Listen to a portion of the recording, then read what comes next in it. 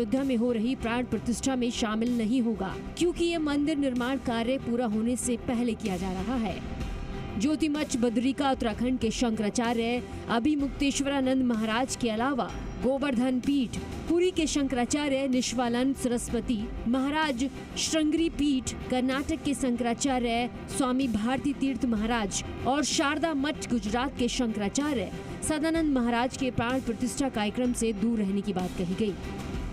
चारों शंकराचार्य वहां पर नहीं जा रहे हैं। कारण क्या है, क्यों नहीं जा रहे हैं? किसी राग द्वेष के कारण नहीं, बल्कि शंकराचार्यों का ये दायित्व है कि वो शास्त्र विधि का पालन करें और करवाएं। अब वहां पर शास्त्र विधि की उपेक्षा हो रही है। सबसे पहली उपेक्षा क्या है कि मंदिर अभी पूरा बना नहीं और प्रतिष्ठा की जा रही है। कोई ऐसी परिस्थिति नहीं है कि अपने को अचानक कर देना पड़े। ये हमको कहना ही पड़ेगा पूछे जाने पर कि ये ठीक नहीं है। अब शंकराचार्य के बहाने विपक्ष ने राम मंदिर पर नया रण शुरू कर दिया है। कांग्रेस का आरोप है कि बीजेपी अधूरे राम मंदिर में प्राण प्रतिष्ठा कर रही है और ये सब अपने राजनीतिक लाभ लेने के लिए हो रहा है। कांग्रेस ने कहा कि बीजेपी का अहंकार इतना बढ़ गया है कि वो शंकराचार्य की बात भी नहीं सुन रही है। चारों शंकराचार्य, चारों पीठ स्पष्ट रूप से कह चुके हैं कि एक अधूरे मंदिर की प्राण प्रतिष्ठापन नहीं की जा सकती। अगर यह कार्यक्रम धार्मिक नहीं है तो यह कार्यक्रम राजनैतिक है। धर्म व्यक्तिगत आस्था का विषय है तो उसका इतना विभत्स राजनीतिकरण क्यों किया जा रहा है? क्या उसका इतना विभत्स राजनीतिकरण होना सही है? इनके अस्तित्व को नकारने वाले लोग स्वयं के अस्तित्व को खत्म कर देंगे और ये लोगों का दुर्भाग्य है कि इतना अच्छा अवसर मिल रहा है और उसके बाद प्रभु राम जी की कृपा भी हो रही है पर उनके भाग्य में नहीं है, इसलिए वो स्वीकार नहीं कर पा रहे हैं। शंकराचार्य के बहाने कांग्रेस बीजेपी पर हमलावर है। कांग्रेस नेता दिग्विजय सिंह ने तो अधूरे मंदिर निर्माण में प्राण प्रतिष्ठा को अशुभ तक कह दिया। कांग्रेस के इस दावे को विश्व हिंदू परिषद ने गलत बताया है। धर्मशास्त्र के अनुसार जो मंदिर का निर्माण ही पूरा नहीं हुआ वहां कभी प्राण प्रतिष्ठा किसी मूर्ति की नहीं होती, इसके अशुभ माना जाता है। भगवान राम सबके हैं। मंदिर में जाने में हमें तो खुशी होगी, लेकिन निर्माण का विधिवत रूप से निर्माण तो पूरा हो जाए। दिग्विजय सिंह जी का ये कहना सत्य नहीं है कि मंदिर पूरा नहीं हुआ है। ग्राउंड फ्लोर पर रामलला को विराजना है और वह ग्राउंड फ्लोर पूरा बनकर तैयार हो गया है। इसलिए पूरे हो गए मंदिर में विधि विधान के अनुसार रामलला का स्थापन और प्राण प्रतिष्ठा का कार्यक्रम हो रहा है।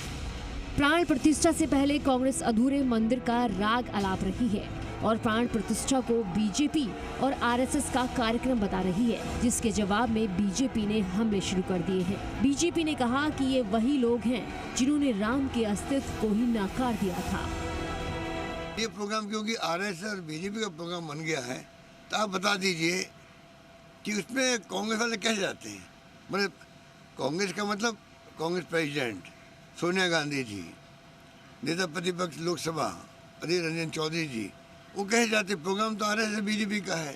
सनातन विरोधी तो है ही, साथ में इसकी नीति में जो तुष्टीकरण है, कांग्रेस के तुष्टीकरण इस देश को बहुत नुकसान पहुंचा रहा है। हिंदू देवी देवता सनातन का विरोध करना इनके स्वभाव में आ गया है, संस्कार में आ गया है। उधर शिवसेना उद्धव गुट ने भी अधूरे राम मंदिर को लेकर पीएम मोदी पर हमला बोला। संजय राउत ने कहा कि पीएम मोदी खुद को शंकराचार्य से ऊपर मान रहे हैं।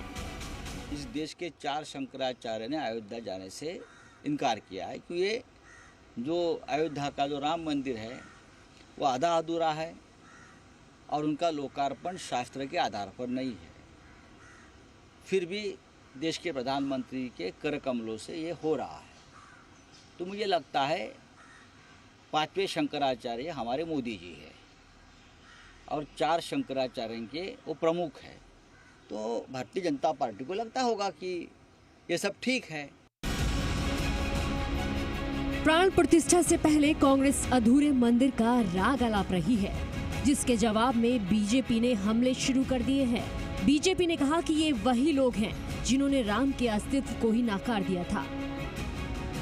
एआईसीसी के स्टेटमेंट से स्पष्ट है कि धर्म के नाम पर इस इशू को पॉलिटिसाइज अगर किया जा रहा है तो उसके पक्ष में हम लोग नहीं हैं, लेकिन हर व्यक्ति की आज़ादी है, उसकी आस्था किस भगवान में है, किस देवता में है, किस मंदिर में है, किस गुरुद्वारा में है, उसका व्यक्तिगत निर्णय है। कोई भी कभी जा सकता है, लेकिन हमें मानते हैं कि इस प्रकार के इशू को पॉलिटिसाइज करके उसका राजनीतिक लाभ लेना, उसको हम सब गलत मानते हैं। सुप्रीम कोर्ट के 5 जजेस की सर्वानुमति के फैसले के बाद ये निर्णय हुआ। आज आम सहमति से इतना बड़ा भव्य मंदिर बना है। पहले कहते थे कि कोर्ट से फैसला हो तो हम मानेंगे। इन्होंने सदैव विरोध किया था राम जन्मभूमि का, और आज कांग्रेस पार्टी उसी मानसिकता के दबाव में है जो ये शाहबानों के मामले में झुकी थी कट्टरपंथियों के सामने। जहां एक तरफ विपक्ष अधूरे निर्माण का राग छेड़ रहा है, तो वहीं दूसरी तरफ कांग्रेस का न्योता ठुकराने पर भी सियासी संग्राम छिड़ा हुआ है। बीजेपी इसे सनातन का अपमान बता रही है और कांग्रेस की नीयत पर भी सवाल उठा रही है।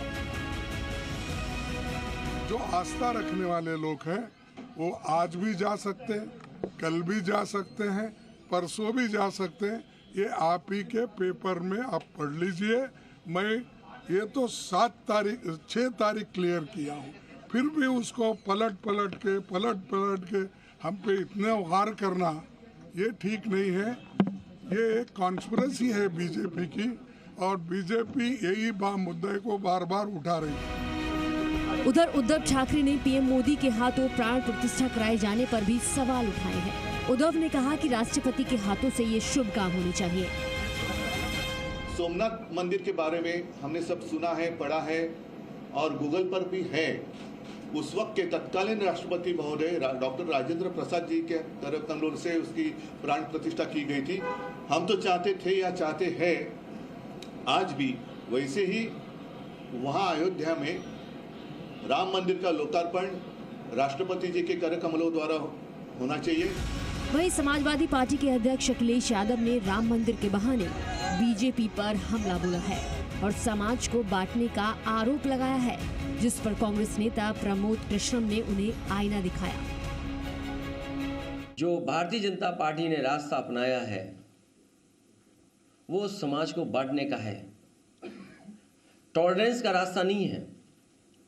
जो शिक्षा स्वामी विवेकानंद जी यूनिवर्सल एक्सेप्टेंस की, वो रास्ता भारतीय जनता पार्टी का नहीं है। पार्टी को क्या नसीहत देंगे आप? वो भी कह रहे हैं कि हम नहीं आएंगे, और उनके स्वामी साथ मौर्य कह दे रहे हैं कि गोली जो चली वो सही चली। समाजवादी पार्टी को एक मौका था अपने पापों के प्रायश्चित करने का, वो उन्होंने गंवा दिया। 22 जनवरी की तारीख वो ऐतिहासिक दिन होगा जब रामलला अयोध्या में बने भव्य राम मंदिर में विराजमान होंगे।